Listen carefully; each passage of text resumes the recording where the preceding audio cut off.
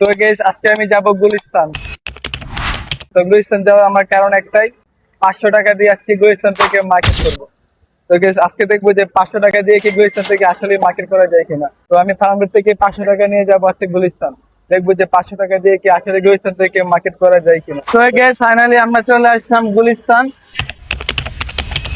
আমরা এখন র্যান্ডম কিছু মানুষকে প্রথম জিজ্ঞাসা করব যে 500 টাকা দিয়ে কি আসলে গুলিস্তান থেকে মার্কেট করা যাবে কিনা।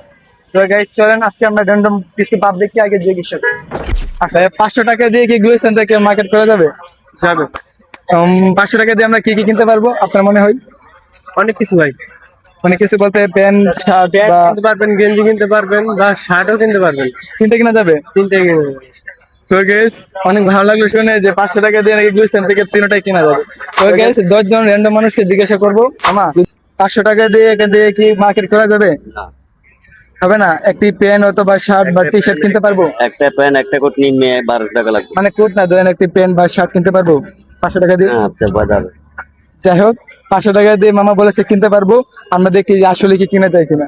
মামা গুলিস্তান থেকে কি 500 টাকা দিয়ে মার্কেট করা যাবে আপনার মনে হয়? আমরা 500 টাকা দিয়ে কি কি কিনতে পারবো মনে হয় আপনার?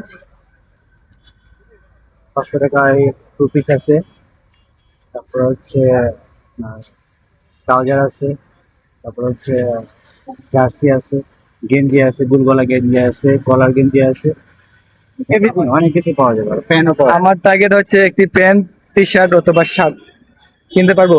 হ্যাঁ, মানে একটু শর্ট হতে পারে, কিন্তু মানে দামাদামি করে নিতে পারলে হয়ে যাবে। মানে শর্ট বলতে আমার কিন্তু আজকে টার্গেট বিল্ডার চ্যালেঞ্জ 500 টাকা।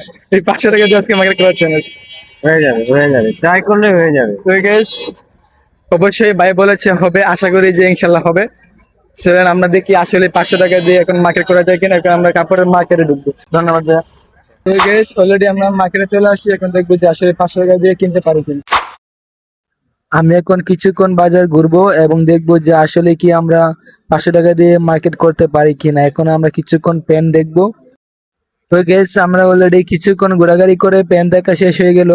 আমরা মামাকে পেনের দাম এখন জিজ্ঞাসা করবো, দেখবো আসলে মামা কত টাকা বলে। পেনের দাম 850 টাকা চাইছে, তো দেখবো যে আমরা কম দিয়ে কত নিতে পারি। আমরা একটা দাম বলছি 250 টাকা অনলি, যদি 50 টাকা দিয়ে দেয় তাহলে নিয়ে নিবো। হবে না ভাইয়া? একদম।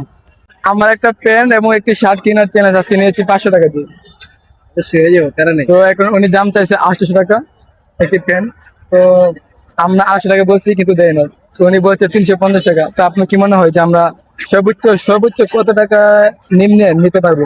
300+ হলে প্যান্টটা পাওয়া যাবে না, 550 বাজেট গেলে হয়ে যাবে। আমাদের আমাদের বাজেট বাজেট কিন্তু 500 না, আমাদের চ্যালেঞ্জ কিন্তু 500 টাকা। মানে এর থেকে বেশি আমাদের কাছে আছে, কিন্তু আমাদের বাজেট 500 ঠিক টাকা। আছে, 50 টাকা একটু এদিক সেদিক হয়ে যায়, ব্যাপার না।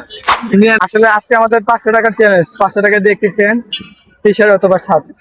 সো গাইস আমাদের নেক্সট ভিডিও চ্যালেঞ্জ থাকছে নিউ মার্কেট। আমরা 500 টাকা দিয়ে দেখবো নিউ মার্কেট থেকে আবারও আমরা কিনতে পারি কিনা। তো আমরা অলরেডি একটি পেন কিনে নিয়েছি মাত্র 200 টাকা দিয়ে। তো গাইস আমরা দেখবো যে আর 300 টাকা দিয়ে আমরা টি শার্ট এবং টি শার্ট কিনতে পারি কিনা।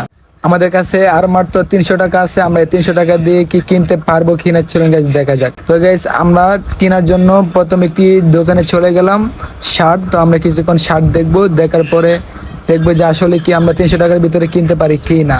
তো গেছে আমাদের কাছে শার্টগুলো পছন্দ হয় নাই, তাই আমরা চলে আসছি একটি টি শার্টের দোকানে। তো গেছে টি শার্ট আমার কাছে ভালো লাগে নাই, তাই আগে যে শার্ট দেখে গিয়েছিলাম, তো আবার সেই শার্টটি আমরা পছন্দ করে নিয়ে নিলাম মাত্র 220 টাকা দিয়ে। তো গেছে অবশ্যই আমাদের মাত্র খরচ হয়েছে 420 টাকা একটি পেন এবং একটি শার্ট। অলরেডি যে ভাইয়াটি বলেছিল 550 টাকার মতো লাগতে পারে।